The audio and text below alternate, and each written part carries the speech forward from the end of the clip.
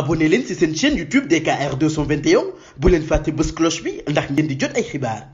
Sénégal, bonjour, Moussi Benaroulaye à la une de la tribune. Le quotidien du groupe des médias, en tout cas, parle de 7e jour du ramadan mortel. Il est question de quoi? Eh bien, de 6 morts dans un grave accident à Fatick. Que retenir d'autres autour de cet accident ayant fait 6 morts? D'après la tribune, sinon, 46 blessés, dont certains dans un état critique. Même s'il est dit la critique est aisée, mais l'art difficile. Retenons par ailleurs, d'après la tribune, la mobilisation pour les primes Corona. Et là, le journal du groupe des médias. Le journal du groupe des médias nous renseigne que les syndicats de la santé décrètent l'urgence financière. Mbadiamele. En tout cas, la tribune sous la plume de Ella Ndiogou Sissé, mon confrère, de nous renseigner qu'hier, devant le centre de santé Nabil Choucair et l'hôpital principal de Dakar, les travailleurs de la santé ont sonné la mobilisation, déterré la hache de guerre, pour ne pas dire même sonner le tocsin à travers des sittings pour réclamer des primes Covid. Ainsi, ajoute toujours la tribune, après l'urgence sanitaire qui a plongé le pays dans une régression économique sans précédent, c'est autour de l'urgence financière d'être décrétée par les travailleurs de la santé. Le secteur de la santé encore plus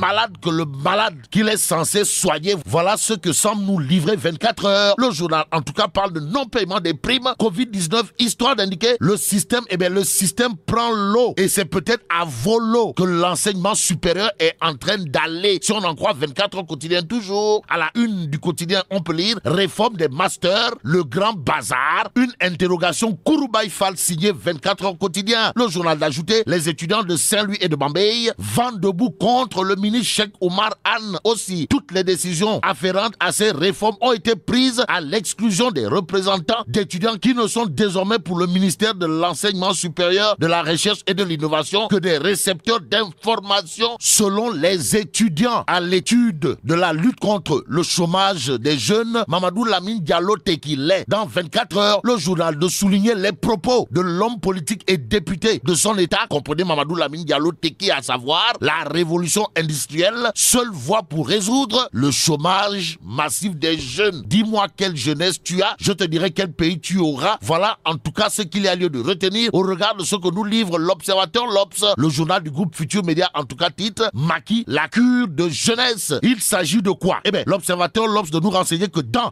les petites notes du Palais de la République sur le conseil présidentiel autour de l'insertion et l'emploi des jeunes aussi, le budget de 150 milliards par an et l'impératif de la fusion des structures, voilà ce que retient et fait retenir l'Observateur, l'Obs. Restons avec le journal qui nous livre la trajectoire du patron de Daeko Sarl, en tout cas la face cachée du docteur Aliou Ba, le cerveau présumé du trafic de médicaments démantelé par la police, à lire bien entendu dans le journal du groupe Futur Média. Les médias qui ont pris à partir Ndeysan, le docteur Ndeye Katifal, patronne de Innov Pharma, ont en réalité des réalités faites dans un procès en sorcellerie. En tout cas, au chapitre de l'histoire des faux médicaments, retenons d'après Réumi Quotidien que l'affaire relative à l'histoire de faux médicaments évoquée contre le docteur Ndeye Katifal, si c'est du bluff, pour ne pas dire un gros mensonge, qu'à cela ne tienne. L'Observateur, l'Obs, toujours au chapitre de la trajectoire du patron de Daeko Sarl, nous renseigne de son enfance, ses études et les ficelles de son business de pharmacien. En attendant, Réumi Quotidien revient autour de débats sur l'employabilité et emploi des jeunes, histoire d'indiquer les 8 commandements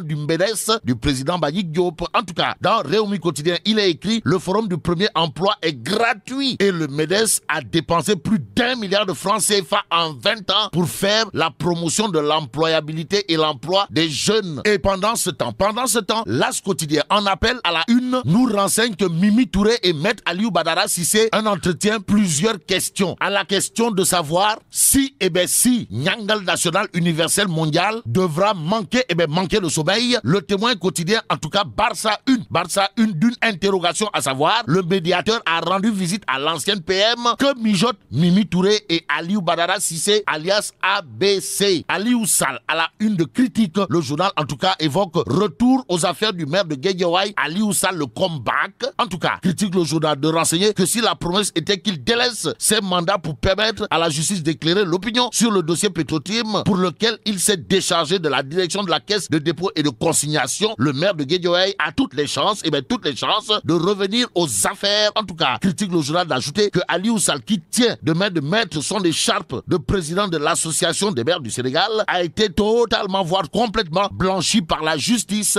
Injustice sociale quand tu nous tiens. Voilà ce qu'il y a lieu de dire en lisant Direct News ce matin, le quotidien. De nous emmener à Sabadola, histoire d'évoquer des cas de licenciement abusif. On est où là? Bon, les travailleurs traînent la société BIA en justice. Voilà le titre qui bat la une de Direct News. Le journal d'indiquer que la société BIA annonçait précipitamment un licenciement pour motif économique. Cependant, le licenciement pour motif économique doit être nécessairement motivé. Si on en croit Direct News, le journal aujourd'hui nous informe que les travailleurs dénoncent un manque de respect notoire. Pourquoi?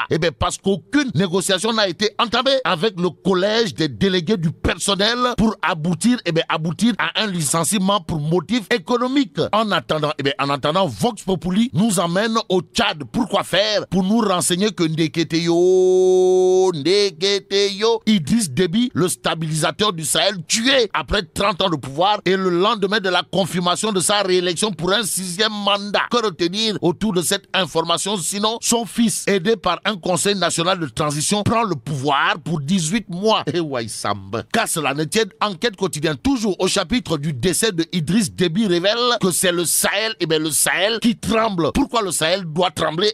Parce que le fer de lance du G5 Sahel, l'armée de Déby, était le rempart contre Boko Haram et les autres djihadistes. Que retenir d'autres d'après enquête quotidienne? Sinon, ce qu'explique bien entendu un expert en la matière, à savoir, si jamais, le Tchad était déstabilisé, il y aura des soucis à se faire, même pour le Sénégal. Et là, mais là, tu dongue de.